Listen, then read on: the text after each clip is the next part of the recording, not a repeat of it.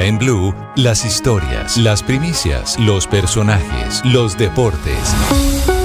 Inicia la tarde con Meridiano Blue.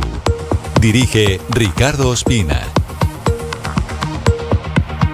Es la 1:01 p.m. Como siempre, es un gusto saludarlos. Estamos en Meridiano Blue. Hoy es jueves 14 de agosto y tenemos una agenda cargada de información. Saludo a quienes a esta hora están con nosotros también en Ditu y en el canal de YouTube de Blue Radio. Tenemos en segundos desarrollos del escándalo que hasta ahora sacude al gobierno nacional. La autorización que dio la Dirección de Consulados y la Embajada de Colombia en Nicaragua para que el prófugo exdirector del DAPRE, Carlos Ramón González, investigado por corrupción en gestión de riesgo, permaneciera en Nicaragua como residente en ese país, a pesar de que el mismo día que se tramitó ese permiso estaba siendo imputado por varios delitos por la justicia colombiana. Escándalo que sigue creciendo a esta hora. Tendremos en segundos, además, noticias importantes que tienen que ver con los ejercicios militares estadounidenses en el Caribe Sur, luego de la orden ejecutiva del presidente Donald Trump para perseguir a los carteles del narcotráfico, incluido el cartel de los Soles. Y hablando de eso, tenemos en segundos información exclusiva y urgente que demostraría los cada vez más cercanos vínculos entre el cartel de los Soles, el ELN y otras estructuras terroristas internacionales en la frontera entre Colombia y Venezuela.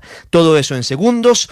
A propósito de la situación grave de orden público en el Catatumbo 1-3, se acaba de confirmar el asesinato de 2 líderes sociales a manos del ELN, que es amo y señor en esa zona. Richard Quiñones. En el Catatumbo fueron asesinados Cayetano Pedrosa Molina y John Sneider Pavón Osorio, líderes de Asuncat dedicados a la defensa de los derechos en el territorio campesino. Comunidades responsabilizan al ELN de estos hechos y aseguran que desde enero se ha incrementado la violencia en esta región, denunciando que la Unidad Nacional de Protección no ha otorgado las medidas reales a quienes están en riesgo y que la presencia de la fuerza pública es mínima o inexistente en varias zonas. Los cuerpos fueron hallados en zona rural del municipio de Tibú, amordazados y con señales de tortura, según se logra evidenciar a través de algunas imágenes. Por ahora, las familias de estas víctimas están pidiendo una investigación exhaustiva frente a este caso. 1-3, el gobierno reforzará las medidas de protección del representante de la Cámara, Julio César Triana, quien anoche sufrió un grave atentado en La Plata, en el departamento del Huila. Gran preocupación de cara a la campaña a Congreso y a la presidencia de la República por la influencia violenta de los actores ilegales. Caterina Ávila. Hubo reunión en el Ministerio del Interior con el ministro de Defensa, la cúpula militar y policial y la Unidad Nacional de Protección para evaluar medidas de seguridad de precandidatos y congresistas de cara a las elecciones de 2026. El gobierno nacional reforzará el esquema del representante Julio César Triana tras el atentado en su contra. Así lo confirmó el ministro del Interior, Armando Benedetti. El director de la UNP se comunicará en estos próximos minutos o horas y ya se han dado las directrices para ampliar el número de carros y de personas de policía y de la UNP, que él mismo ha hecho una petición que firmó anoche. Durante este encuentro también se evaluaron las hipótesis que manejan las autoridades para dar con los responsables de este ataque en Huila. Todo indica que las disidencias de Iván Mordisco estarían detrás, así lo confirmó el ministro de Defensa, el general en retiro Pedro Sánchez. La información que tenemos es que los criminales que participaron en este atentado pertenecerían a las disidencias de Mordisco, unas disidencias que han intentado expandirse para llevar ese narcotráfico en esa zona, crear un corredor del narcotráfico ahí, principalmente de la marihuana. La próxima semana esta comisión volverá a reunirse en la presidencia del Senado con los presidentes del Congreso y voceros de partidos, pero la preocupación sigue siendo que los recursos de la UNP son insuficientes para garantizar la seguridad de los candidatos y lo reconoce su propio director, Augusto Rodríguez. Pero no hay vehículos disponibles para cubrir a toda la demanda de personas que están en su actividad.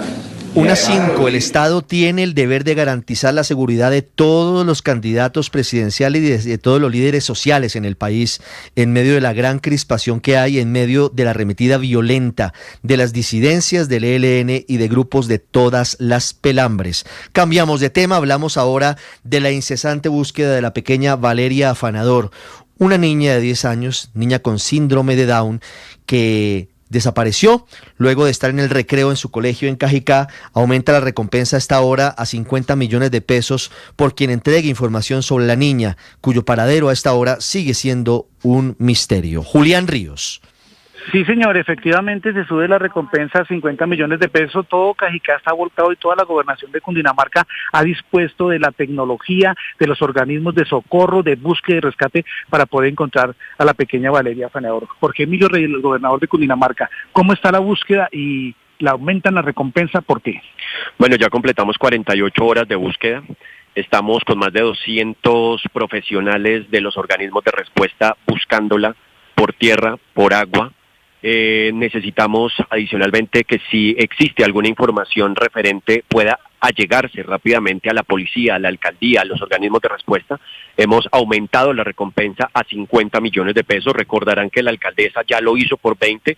Nosotros vamos a complementar esa recompensa para llegar a 50, que efectivamente la comunidad sepa que dar información paga y que necesitamos encontrar a Valeria lo más rápido posible. Lo más rápido posible, señor gobernador, muchas gracias, y es la esperanza que en las próximas horas se pueda efectuar de pronto ese hallazgo y encontrar a la pequeña con vida.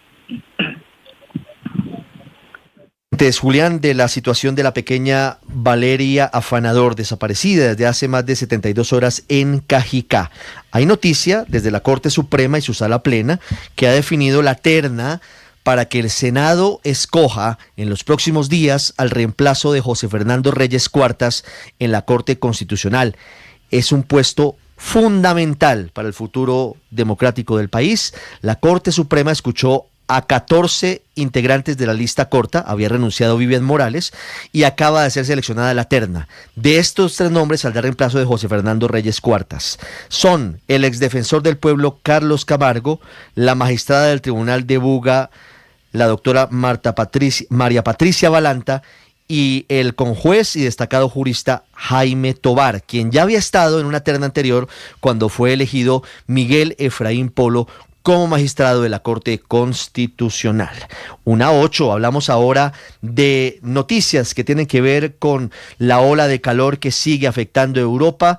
En España se causa la muerte de 3 personas y miles de evacuados por los incendios forestales. Hay ciudades en la península ibérica cuyo termómetro a esta hora, y ya son las 8 de la tarde, sigue marcando más de 40 grados. Enrique Rodríguez. Los incendios forestales son ya un asunto comunitario por el número de países afectados en Europa y por cómo los 27 han tenido que ponerse en marcha para tratar de frenar el avance de las llamas entre sus socios.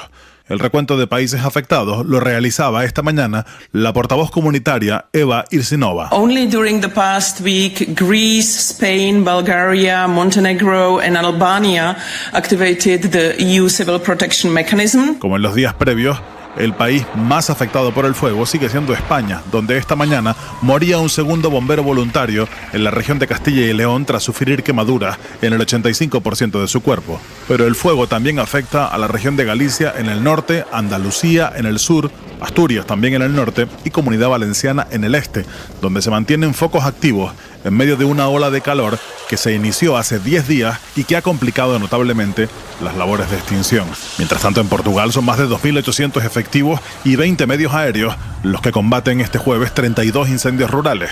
Más al este, el fuego también avanza sin control en Macedonia del Norte. Allí unas 50.000 hectáreas de bosque han quedado calcinadas por los incendios, mientras que en la vecina Albania se han quemado otras 49.000. El Centro de Gestión de Crisis Normacedonio ha señalado que en las últimas 24 horas se han declarado 18 focos adicionales de fuego. Todos ellos permanecen a esta hora activos. Ahí estábamos viendo las imágenes de cómo la gente busca fuentes de agua, busca cómo sofocar el intenso calor que sigue afrontando Europa, al menos hasta la próxima semana. El termómetro marca, por ejemplo, en ese punto 37 grados. ¿Qué tenemos en deportes, don Octavio? Buenas tardes. Hola Richie, buenas tardes. Con el saludo para todos. Estaremos hablando de lo que va a suceder hoy en el torneo local. Se van a jugar un par de partidos en el torneo colombiano. También habrá Copa Libertadores, Copa Sudamericana. Estaremos hablando de los diferentes jugadores colombianos en el extranjero, también de béisbol de las grandes ligas. Hay muchísima información, pero estaremos enfocados en los duelos del fútbol colombiano en el torneo local que se reanudó el día de ayer. Todo eso en minutos acá en los deportes en Meridiano Blue.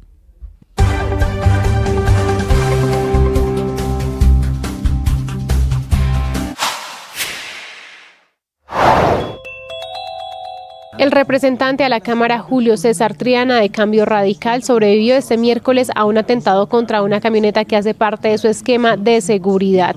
En Mañanas Blue, el representante contó detalles del atentado. No se imagina la felicidad, las lágrimas que ha botado hoy mi familia porque puedo estar aquí con ellos. Los momentos que vivimos fueron momentos muy difíciles, Néstor. Salimos del municipio de La Plata a las 5:30 y 17 minutos después, en unas curvas, aparece una serie de hombres jóvenes. Uno de ellos, al margen derecho de la vía, decide hacerle señas a otros que estaban en el otro costado. Una serie de disparos, Néstor. Nunca estaba detenido, como pretenden hoy decir, que era que querían robar vehículos. El tráfico estaba fluyendo normalmente. Sigan la entrevista completa en nuestro canal de YouTube. En Blue le ponemos cara a la radio. El adiós, la despedida de Uribe, fue multitudinario pese a las restricciones de seguridad en las afueras de la Catedral Primada en el centro de Bogotá. Una multitud que efectivamente, tiene razón el presidente Petro, coreó contra él, contra el gobierno, una multitud que estaba pidiendo justicia. Lo único que hubo, el único olor del gobierno, fue el batallón Guardia Presidencial, cuyos hombres entraron el cuerpo de Miguel Uribe al cementerio central. De resto, el gobierno... Esta es información exclusiva de Blue Radio. Es la 1:13 p.m. Lo que vamos a revelar a continuación aquí en Blue Radio es un informe de inteligencia que tiene particular importancia en el momento que está viviendo la situación en esta parte de América Latina. Se trata de un informe de una agencia de inteligencia internacional que fue realizado a comienzos de este año 2025 y que apunta a lo que ha venido ocurriendo en las últimas semanas con decisiones políticas del gobierno de Estados Unidos. Es decir, el aumento de la recompensa a $50 millones por la captura de Nicolás Maduro, la cabeza del régimen venezolano, a quien consideran cabecilla del cartel de los soles. La orden ejecutiva del presidente Trump que autoriza operaciones militares fuera de su territorio contra carteles internacionales de las drogas, y los consecuentes ejercicios militares estadounidenses que se están adelantando desde hace algunas horas en el Caribe Sur, es decir, en áreas de aguas internacionales colindantes con Venezuela y con otros países de la región, muy cerca de aguas continentales de Colombia.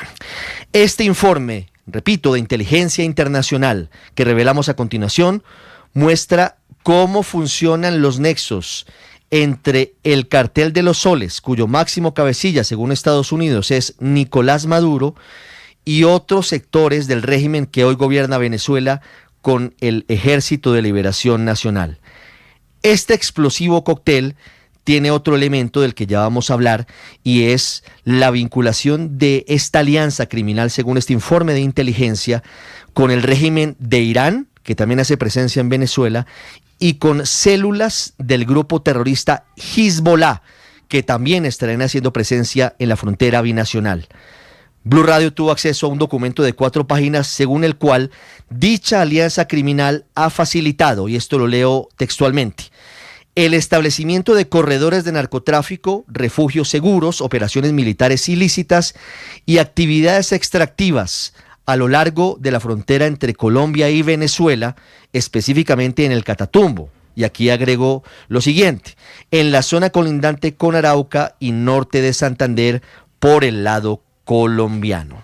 Más detalles de este revelador informe de inteligencia. Felipe García. Sí, señor, lo mencionaba usted, Ricardo, a este cóctel explosivo, según el documento de inteligencia conocido por Blue Radio, se suman las conexiones de esa alianza con el régimen de Irán y del grupo extremista Hezbollah, que según dice este documento, y abro comillas, han proporcionado apoyo financiero, logístico y doctrinal, especialmente en el contexto del comercio transnacional de cocaína. Según ese mismo informe de inteligencia, todo esto todo esto se ha facilitado por el colapso de la estructura de gobernanza de Venezuela, lo que permitió que redes criminales se infiltraran en las estructuras estatales. Entre ellas, el ELN ha consolidado incluso su presencia en los estados fronterizos venezolanos de Apure, Táchira y Zulia, estableciendo campamentos, rutas de narcotráfico y centros de entrenamiento. Apure, Táchira y Zulia, Felipe, que son estados fronterizos con Arauca y norte de Santander en el Catatumbo. Por favor, permítanme que estamos viendo la infografía, amigos de Visual, para poder contarles a los oyentes, a quienes nos ven a esta hora principalmente, de qué estamos hablando. ¿Qué dice este informe de inteligencia? La convergencia ELN, régimen venezolano y Hezbollah. Actores clave, ustedes los ven, ELN. Ya les voy a hablar de cuáles son los grupos o las estructuras que estarían involucradas. Países, grupos extremistas, mecanismos de cooperación y el impacto geográfico. Este documento sigue de la siguiente manera. Luego señala que el cartel de los soles, identificado inicialmente para su uso del narcotráfico para financiar a las élites militares, ha evolucionado hacia una estructura más compleja que interactúa con grupos armados colombianos. Y dice: la Dirección General de Contrainteligencia Militar de GESIM, así se le conoce en Venezuela, actúa como protectora de esta red, garantizando impunidad y eliminando disidencias al interior. Agrega que se han identificado también una creciente cooperación entre estructuras del ELN y redes internacionales asociadas con Hezbollah, particularmente en el lavado de dinero y la exportación de cocaína hacia África Occidental y Oriente Medio. Entre otras cosas, Felipe, hay que recordar que en esa zona fronteriza entre Arauca y el estado Apure se produjo el ataque armado del ELN contra la segunda Marquetalia, en el que habría muerto el Zarco Aldinevera hace 10 días, el 4 de agosto, en medio de lo que significan las dudas sobre si ese hombre habría o no ordenado el atentado contra Miguel Uribe Turbay. Por eso la importancia de este informe, repito, de inteligencia internacional que a esta hora revelamos en Blue Radio. ¿Qué más dice el informe, Felipe? Justamente, Ricardo, y este dato es muy importante, entre las estructuras militares venezolanas presuntamente involucradas en esa red transnacional del crimen estarían algunos generales de esa Dirección General de la Contrainteligencia Militar de Venezuela, de la Fuerza Armada Nacional Bolivariana e incluso de la Guardia Nacional Bolivariana. Estos vínculos, Ricardo, incluirían autorización para el movimiento de armas y explosivos, protección de pasos ilegales allí en la frontera entre Colombia y Venezuela e incluso apoyo logístico para el transporte de cocaína. Ese es el principal problema y el principal negocio de estas estructuras narcotraficantes en esa zona del país. Este informe, Felipe, es de febrero de este año, que coincide con la ofensiva violenta del ELN contra las disidencias del Frente 33 en el Catatumbo, y por eso también es muy importante para entender la coyuntura. Dice el informe de inteligencia: en el terreno, el impacto de esta red se refleja en la intensificación de la violencia en Arauca, donde el ELN mantiene campamentos en Apure, el estado donde fue asesinado alias el Zarco Aldinevera, y lanza ataques transfronterizos, y en el Catatumbo, donde disputa el control territorial con disidencias de las FARC y grupos criminales, ejerciendo control social sobre comunidades y coordinando exportaciones de cocaína con apoyo de redes internacionales. Un paréntesis y nota al margen que no es menos importante, es lo que significa que desde hace por lo menos 6 meses, grupos y agencias de inteligencia internacional tengan conocimiento de estos hechos. Y a pesar de ello, no sabemos si tenga o no conocimiento el gobierno colombiano, se haya avanzado en el establecimiento de la zona binacional en el Catatumbo entre Colombia y Venezuela, que según Nicolás Maduro implicaría la fusión de los ejércitos de Colombia y de Venezuela, dice él, para luchar contra el crimen. El presidente de Colombia, Gustavo Petro, dice que ese no es el objetivo, pero es parte del contexto de la importancia y la gravedad de este informe, que además advierte, y esta parte también es muy importante, antes de que Felipe nos diga cuáles son las recomendaciones que hacen las agencias internacionales de inteligencia. Este informe advierte que la alianza entre el ELN y el régimen venezolano constituye un actor híbrido, así lo llama, que combina insurgencia, crimen organizado y protección estatal, dificultando cualquier avance en procesos de paz y proyectando el conflicto colombiano a escala regional. Además, alerta que la crisis institucional en Venezuela, la debilidad estatal en zonas periféricas y el acceso del ELN a recursos extranjeros incrementarían el riesgo de escalada en el 2025. Entrega Ricardo recomendaciones entonces este informe de inteligencia que dice lo siguiente: el documento propone sanciones internacionales contra oficiales implicados. Hay varios nombres incluso muy importantes, varios generales de estas fuerzas que les acabamos de leer, reforzar la inteligencia en la frontera, ampliar la cooperación internacional contra las redes de financiación de Hezbollah e incluso implementar estrategias integrales de control territorial que combinen seguridad, justicia y desarrollo social. Esas son las conclusiones a las cuales llega este informe de inteligencia de 4 páginas que conoció Blue Radio. Felipe, gracias, gran trabajo. Un informe que tiene los nombres de los generales que según Inteligencia Internacional están vinculados con esta red. Generales de la DGCIM, generales de la Fuerza Armada Nacional Bolivariana, generales también de la Guardia Nacional Venezolana. No los publicamos por cuenta de que no han sido judicializados, son informes de inteligencia, pero están plenamente individualizados por autoridades de inteligencia internacionales. Esta infografía que usted ve en Ditu, que usted ve en YouTube, la podrá encontrar en minutos en bluradio.com, y los detalles de esta noticia, que es un ingrediente más de lo que está pasando en Estados Unidos, su relación con Venezuela, su nueva arremetida en contra del cartel de los soles. Marcela, con más noticias sobre este mismo hecho desde Cartagena. Así es, Ricardo, y es que el gobierno de los Estados Unidos está desplegando este jueves sus tropas en el sur del Mar Caribe. Lo hace, dicen las autoridades de ese país, para enfrentar al crimen organizado y a las bandas de narcotráfico en América Latina, entre ellas el Cártel de los Soles. Juan Camilo Merlano. La movilización de elementos de la Fuerza Aérea y de la Armada estadounidense al sur del Mar Caribe responde a la amenaza de los carteles del narcotráfico. Según el secretario de Estado Marco Rubio, el Comando Sur es la rama de las fuerzas militares de Estados Unidos que opera en nuestra región y ellos estarían a cargo de dicha movilización. El secretario de Estado habló más sobre el régimen de Maduro y su amenaza. Bueno, Maduro es una amenaza a la seguridad nacional de Estados Unidos y obviamente estos son grupos que están operando con impunidad en aguas internacionales, simplemente exportando a Estados Unidos veneno, que están matando, que están destruyendo comunidades, así que es un tema muy serio y tenemos muchos países que cooperan con nosotros en ese esfuerzo y algunos desafortunadamente que no.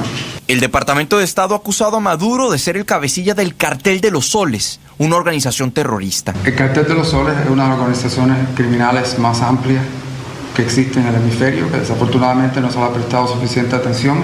Es un cartel que hoy en día está encauzado en las Cortes Federales de Estados Unidos. No es un gobierno, el régimen de Maduro no es un gobierno. Y la fiscal general Pam Bondi ha informado que incautaron más de $700 millones en bienes de Maduro: aviones, una mansión, casas, vehículos, joyas, efectivo y hasta un rancho. 1:24 sobre los ejercicios militares de Estados Unidos en el Caribe Sur. Se pronunció hace minutos Felipe García, regresó con usted el ministro de Defensa, el general Pedro Sánchez. ¿Qué dijo el ministro, Felipe? Sí, señor Ricardo, el ministro de Defensa Pedro Sánchez respaldó la decisión de los Estados Unidos de desplegar estas fuerzas militares en el Mar Caribe para combatir a los carteles de la droga latinoamericanos. Dice que toda acción internacional que respete la soberanía y se ajuste a los protocolos de cooperación internacional será bienvenida en nuestras aguas. Sánchez destacó que la cohesión entre estas naciones es un factor clave para afectar de manera directa el crimen organizado transnacional y recordó que Colombia mantiene operaciones conjuntas con distintos países como la Estrategia Marítima Orión con Estados Unidos y Francia, además de intercambios de información con la Policía Nacional y otra estrategia con la Fuerza Aeroespacial Colombiana. Escuchemos parte de lo que dijo el ministro de Defensa Pedro Sánchez. El despliegue que hagan los diferentes países respetando la soberanía y acorde a los protocolos de cooperación internacional, siempre será bienvenido. Siempre será bienvenido, fue lo que dijo el ministro de Defensa Pedro Sánchez, quien destacó además que el 95% del tráfico ilegal de las drogas se mueve por el mar y que este año Colombia incluso, Ricardo, ha incautado 601 toneladas de cocaína, una cifra histórica que dice él supera en 16% los resultados del año pasado. Fíjese, Felipe, que estamos en un momento crucial de la historia en Colombia, incluso de la relación entre Colombia y Estados Unidos, a pocas semanas de que el Departamento de Estado decida si certifica o no a Colombia en la lucha contra las drogas. Y por eso ha sido importante la serie de visitas de los últimos días de altos funcionarios estadounidenses. Estuvo en las últimas horas el subsecretario de Estado, el número 2 de la diplomacia estadounidense, Christopher Landau, en nuestro país, y están todavía aquí en Colombia los congresistas Rubén Gallego y Bernie Moreno, que son estadounidenses de origen colombiano, estarán esta tarde en la Andi, se han reunido con diferentes autoridades, se reunieron con el embajador McNamara y varios precandidatos presidenciales. Es decir, aquí hay un juego diplomático muy intenso. Marcela Peña, lo importante además de todo esto es que el señor Landau, el segundo a bordo de la diplomacia estadounidense, no se reunió con nadie del gobierno del presidente Petro, pero sí lo hizo anoche con la Cámara de Comercio Colomboamericana y con importantes representantes del sector empresarial. Así es, Ricardo. Pues mire, el señor Christopher Landau no fue abordado por ninguna entidad del gobierno nacional, ni por el Ministerio de Comercio, ni por la Cancillería, para hablar ni de certificación, ni de aranceles, ni de ninguno de los temas importantes en la relación bilateral. Desde el gobierno lo que nos dicen es que esta no era una visita oficial, fue en realidad una visita relámpago por el fallecimiento del senador Miguel Uribe, pero pues tampoco hubo un contacto para aprovechar el momento. Quienes sí aprovecharon el momento fueron los empresarios que se reunieron para hablar abiertamente de guerra comercial y otros temas con Landau. Lo confirma la presidenta de la Cámara de Comercio Colomboamericana, María Claudia Lacutina. Anoche sostuvimos una reunión con el subsecretario de Estado que estuvo en Colombia, donde se tocaron múltiples temas, incluidos los temas de aranceles, y definitivamente la política del presidente Donald Trump es una política a todos los países con los cuales se tiene una relación comercial, no es exclusiva para Colombia. Y mientras eso pasa, yo le voy a meter aquí un ingrediente adicional, y es que el gobierno sí ha seguido avanzando en otra dirección comercial, una dirección que nos acerca más a China. Este jueves, la superintendente de comercio, Cielo Rusín, que ya vamos a mostrarles las imágenes en nuestro canal de Ditu, estuvo reunida con autoridades de China firmando un memorando de entendimiento. Este en particular tiene que ver con las autoridades de regulación de seguridad y calidad en los productos. Dice ella, se va a trabajar con China en esa dirección para proteger los derechos de los consumidores. Ricardo, es uno de los avances, o de la continuidad más bien, del deseo que ha expresado el presidente Gustavo Petro de que Colombia adhiera a la ruta de la seda y se acerque a China. Muy bien, Marcela, 1:28. Ya vamos a contarles sobre el nuevo escándalo del que les hablamos hace minutos, que salpica al gobierno nacional en torno a quien fuera director del DAPRE, Carlos Ramón González, hoy prófugo de la justicia colombiana. Era la mano derecha del presidente de la República y hoy está imputado por corrupción y está prófugo de la justicia en un exilio dorado en Nicaragua. Antes, hablemos un poquito de política, hablemos de las movidas que se están dando en estos últimos días, en medio de lo que ha significado el ruido frente a las versiones y la posibilidad de que el exministro de Defensa, exembajador de Colombia en Estados Unidos, Juan Carlos Pinzón, que es precandidato presidencial, pueda entrar a ser parte del grupo de precandidatos presidenciales del Centro Democrático tras el asesinato doloroso, inaceptable, indignante de Miguel Uribe Turbay. Hay varias noticias, varios desarrollos en medio del ruido, hechos ciertos. Desde hace algunas semanas se han venido adelantando una serie de reuniones en el Centro Democrático y sectores cercanos al Centro Democrático, pensando en el futuro político de la colectividad y en general pensando en el futuro político del país de cara a las elecciones del año entrante. En marzo de 2026 tendremos elecciones para Congreso y en mayo y junio, si hay primera y segunda vuelta, tendremos elecciones presidenciales. En ese contexto se han dado reuniones. La gran incógnita era la situación de Miguel Uribe Turbay, con la esperanza de su familia y de toda Colombia para que él se pudiera recuperar, pudiera salir adelante. Iba muy bien en su recuperación. En caso dado, si eso hubiera sido factible, como todos esperábamos, lamentablemente no fue así, Miguel Uribe Turbay iba a ser el candidato del Centro Democrático a la presidencia de Colombia. Ese fue el acuerdo que salió de la reunión de la semana pasada de precandidatos con el expresidente Uribe en Llano Grande. No había ninguna duda sobre eso. Y se acordó hacer una encuesta con una firma internacional en octubre de este año para definir quién tiene mayor favorabilidad de los precandidatos, para saber quién llegaría a la consulta interpartidista de la oposición al gobierno, de la oposición al petrismo, en marzo del año entrante.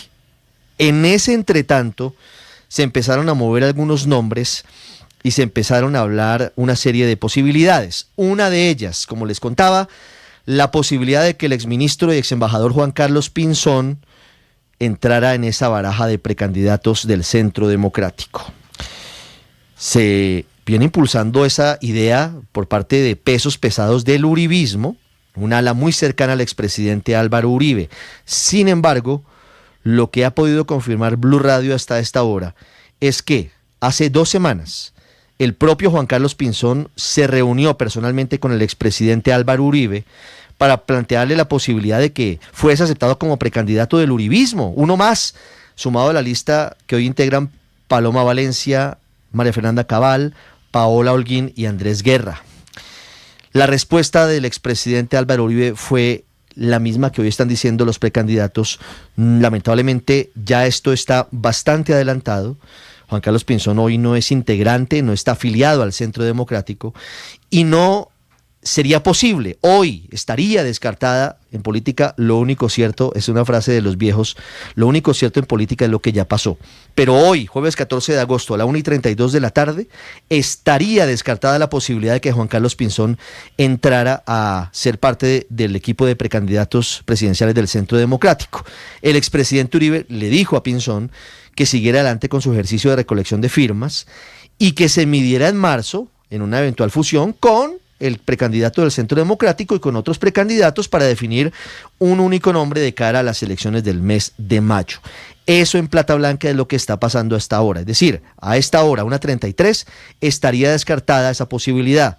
Juan Carlos Pinzón, que entre otras cosas contaría con la bendición de un sector de la familia de Miguel Uribe Turbay. En cualquier caso, el próximo viernes, es decir mañana, habrá una reunión clave para hablar sobre ese mismo asunto, que genera ruido, que es noticia, y por eso desde Cartagena habló sobre el tema la senadora y precandidata María Fernanda Cabal. Dálida Orozco. El congresista republicano Bernie Moreno, el embajador de Estados Unidos en Colombia, John McNamara, junto a otros delegados del gobierno de ese país, se reunieron en Cartagena con 5 precandidatos a la presidencia 2026. Claudia López, Gustavo Bolívar, Juan Daniel Oviedo, Vicky Dávila y la senadora María Fernanda Cabal participaron del encuentro que tuvo lugar a puerta cerrada en el Hotel Hyatt y donde hablaron de política internacional y seguridad de cara a las elecciones. Precisamente tras este encuentro, la senadora Cabal explicó cuál va a ser el mecanismo para escoger el candidato del Centro Democrático y dejó claro que no se admitirán nuevos nombres. Hemos decidido que seguimos con el acta, donde en octubre tendremos candidato único a través de una encuesta internacional confiable para prepararnos para marzo en una contienda de consulta pública abierta como lo harán los demás partidos. Aquí no puede entrar nadie que no haya estado en un proceso que viene desde hace más de un año, porque he visto rumores que van y que vienen, que van a meter a alguien más. Así las cosas, los precandidatos del Centro Democrático que se medirán en la encuesta en octubre son Paola Holguín, Paloma Valencia, María Fernanda Cabal y Andrés Guerra.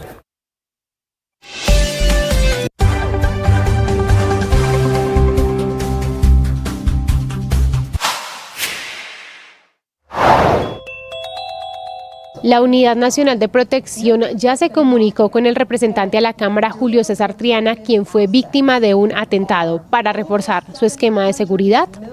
Eso fue lo que contestó el representante en Mañanas Blue. Yo no he conversado con el director y con ningún miembro de la UNP. Anoche cambiaron el vehículo, entenderá que el vehículo impactado quedó en los patios, entiendo que del CTI, para hacer la prueba balística. Me entregaron un vehículo. Yo tengo un esquema tipo 1 que es un hombre de la UNP y aquí en la región me han puesto 3 policías. Llevo que hay 3 recomendaciones, oiga, María Camila, 3 recomendaciones de la policía del Huila pidiéndole a la ONP que fortalezca y extienda mi esquema a la familia. Yo he ejercido, soy el único congresista del departamento del Huila que ha ejercido la oposición.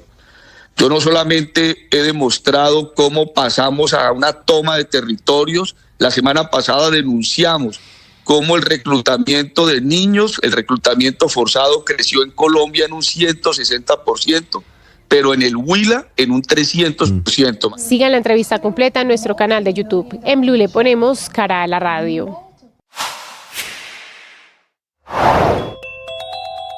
Arrancó pues en Cartagena el Congreso Empresarial Colombiano, Congreso de la ANDI, que hoy va para su segunda de 3 jornadas y que nació hace unos 10 años con el propósito de reunir pensadores, líderes de opinión e industriales para hablar básicamente de los grandes retos del país y plantear derroteros que contribuyan al desarrollo del mismo. Congreso en este instante con 3.000 asistentes, 50 conferencistas y panelistas en temas geopolíticos, demográficos, económicos, tecnológicos y de sostenibilidad, pero Congreso que la verdad empezó lleno de circunstancias atípicas, de un lado con minuto de silencio y video del senador Miguel Uribe allí mismo hace un año, y de otro sin la presencia de ninguno de los miembros del gobierno, empezando por el presidente Gustavo Petro, que es la gran ausencia del Congreso y quien tras varios plantones en el pasado le pidió hace un año al presidente de la ANDI no volver a ser invitado porque no le gustaban los eventos gremiales y por esa razón no lo volvieron a invitar de común acuerdo a la edición de este año. A harina de otro costal, el cuento muy distinto, eso sí,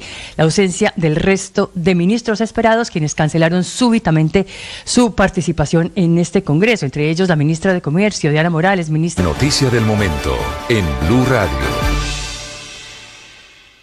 1:37, un mediodía cargado de información, qué cantidad de noticias. Esta finalmente tiene que ver, don Juan Esteban Quintero, con la situación del prófugo Carlos Ramón González, exdirector nacional de inteligencia, es decir, básicamente el hombre que tenía en sus manos la inteligencia del Estado, dirigida y adscrita a la presidencia, y el exdirector del DAPRE, que fue imputado por varios delitos vinculados con el escándalo de corrupción en la unidad de gestión de riesgo.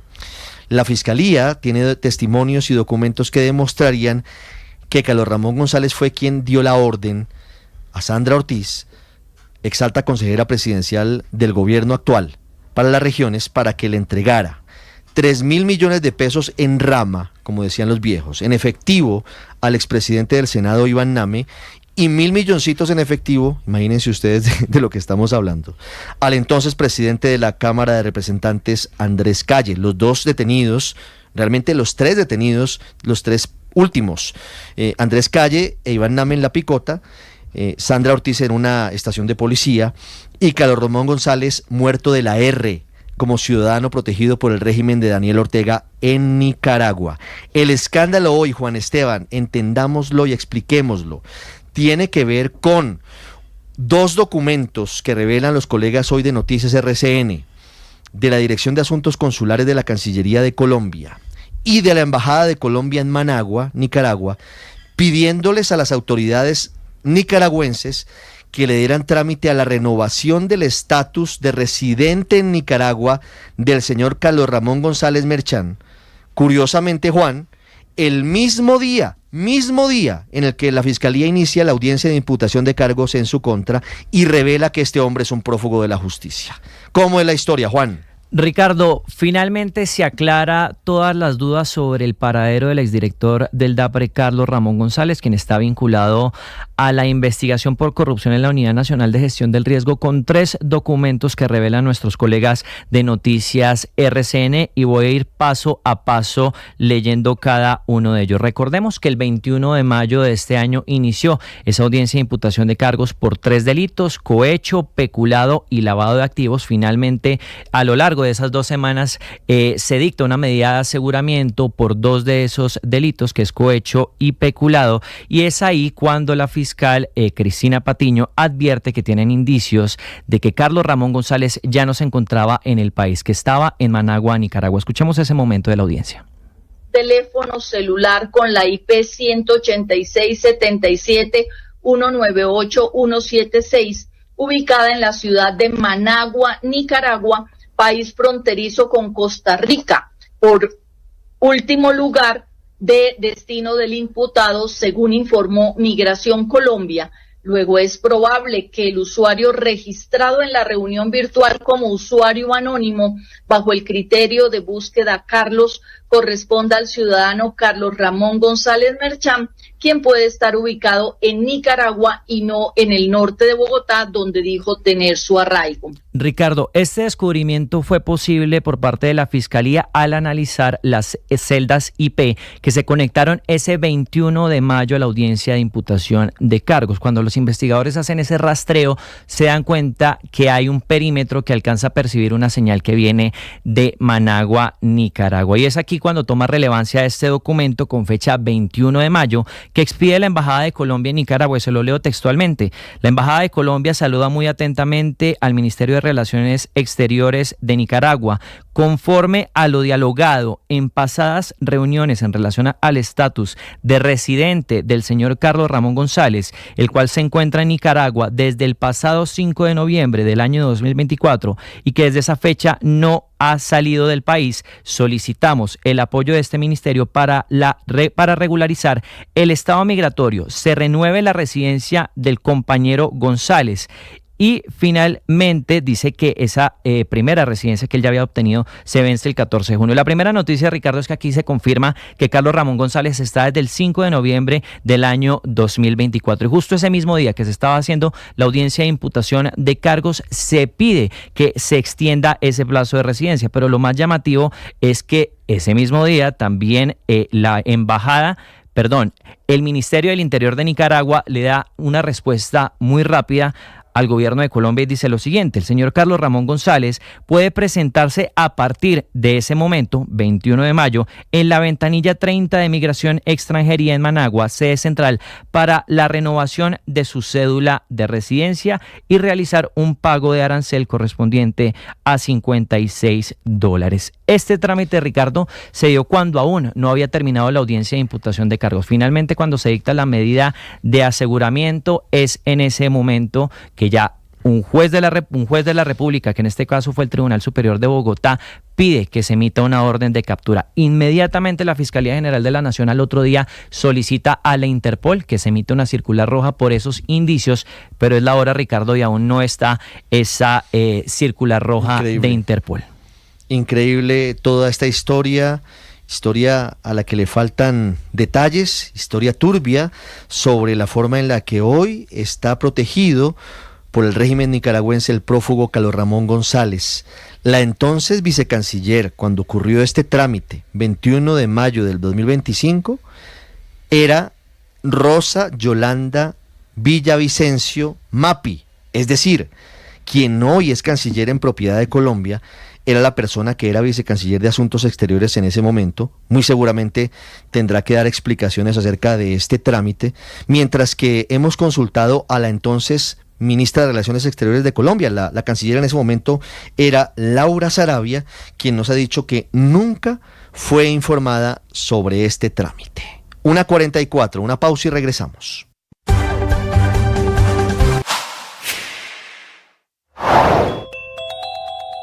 Aquí en Blue Radio, la actualización del tema del famoso tren del café.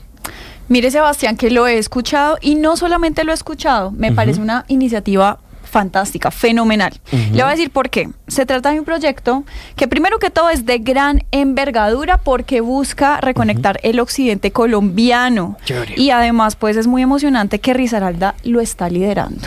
Es una jugada estratégica que nos posiciona como un punto clave en un corredor logístico que unirá al Pacífico con el Atlántico. Y piénselo usted de la siguiente manera: un tren que transportará tanto carga como a pasajeros, impulsando la economía y la agricultura, el turismo dentro de alrededor de 14 municipios entre Antioquia, Caldas y Risaralda, que Risaralda es el departamento que está liderando este proceso. No, es que de verdad me parece impresionante, me parece algo que nunca no habíamos visto, está buenísimo. Claro y además mire que no se va a quedar solo en promesas.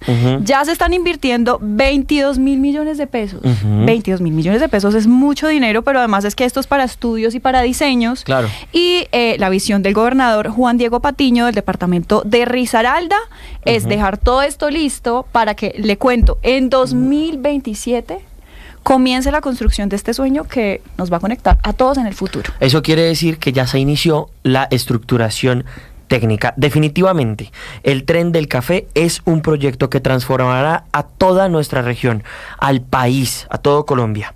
Manténganse informados y sigan creyendo en el poder de la conexión que va a tener Colombia a través de este Tren del Café.